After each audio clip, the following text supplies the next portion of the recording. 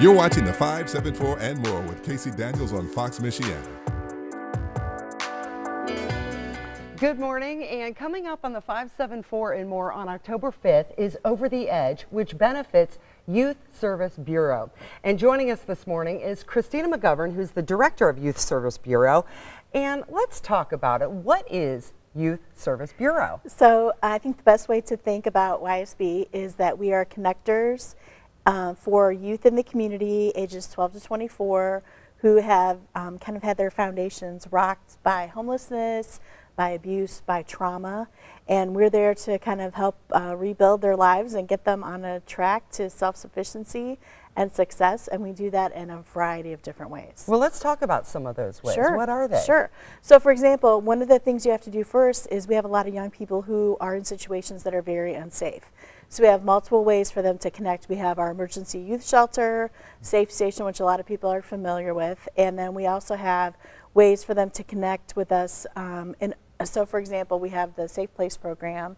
So you've seen those Safe Place signs at different businesses. The yellow triangles, yes, or squares. They're triangles, Yeah. Exactly. So all of our local fire stations partner with us, a lot of grocery stores, Burger King restaurants, libraries. We have 160 Safe Place sites throughout St. Joe County. So those are immediate connecting points. So a young person could walk in to any of those places and say, hey, I need some help. And then they'll, the staff is trained and they'll call us and we'll come out and talk to them and see how we can help. Now, how you mentioned, they're at-risk children and the homeless. How does that happen? Well, a variety of ways. So young people especially are very difficult. They're not going to tell you. Teenagers, right, are not going to say, hey, I'm homeless. It doesn't really work that way. They have suffered abuse at home.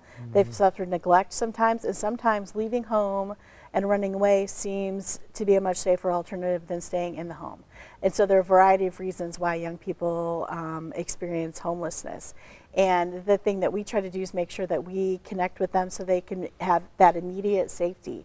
And once those basic needs are met, we can really start to dive in and find out, okay, what's going on and how can we fix this? How can we help you to reach your full potential? Another thing that you have that I found interesting was called Porch Light. Yes. What is that? So Porch Light, we actually have, it's a transitional living program for pregnant and parenting mothers. So we have 5 residents who can be part of that program, and that is fantastic because they're with us a little bit longer, and the young women have an apartment, and we really work with them on being self-sufficient and learning how to do some things for themselves so they can make a better life for themselves and their children. Now that seems to be in tandem with the Young Mom's Self-Sufficiency Program. Correct, correct. So the young women who come to us who become part of Porch Light and have that opportunity to have an apartment come to us through the Young Mom Self-Sufficiency Program. And that's an in-home service program. So for example, we have staff that go into homes with young women, and we really talk with them and we work with them to say, okay, what do we need to do? Because some people need education, some people need housing. Sometimes there's domestic abuse situations, so we can help them navigate through that, get some counseling, and then really look at what else do we need to do. Now, all of these programs require funding, and Yes. you have a big fundraiser coming up We called do. Over the Edge. Yes. And I recall last year, WSBT 22 news anchor Jennifer Copeland was going to go down. She broke her ankle right before it happened, not rappelling down the That was building. kind of convenient, wasn't it? But this year she's going to do it. She is. So let's talk about this. Yes. Over the Edge. We're so excited. So this is, like you said, this is the second year that we're doing Over the Edge.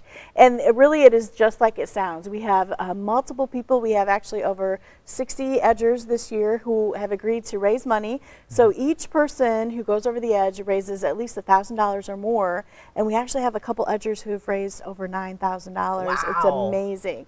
So we're really excited, and they get an opportunity to rappel off the Jefferson Center building in downtown South Bend on October 5th. So our first edger will go over about 12:30 that day, and our last one probably around 6:30 or 7. Yeah. So, How tall is that building? It's about 10 stories. Okay, so yeah, it's a bit of a rappel. It is a bit of a rappel. It's yeah. a lot of fun though, and it's all for a good cause. Yes, we're super excited. We've had tremendous response from the community and our participants, and we're part of the DTSB First Friday activities. So anyone who's coming down from lunchtime up through dinner, You can watch the edgers go over. We'll have 2 at a time, and there's a ton of stuff to do. Well, Christina, we appreciate you stopping Thank by. you. Youth Service Bureau Over the Edge happening Yes. October 5th, downtown South Bend, and you can see WSBT 22 news anchor Jennifer Copeland do it.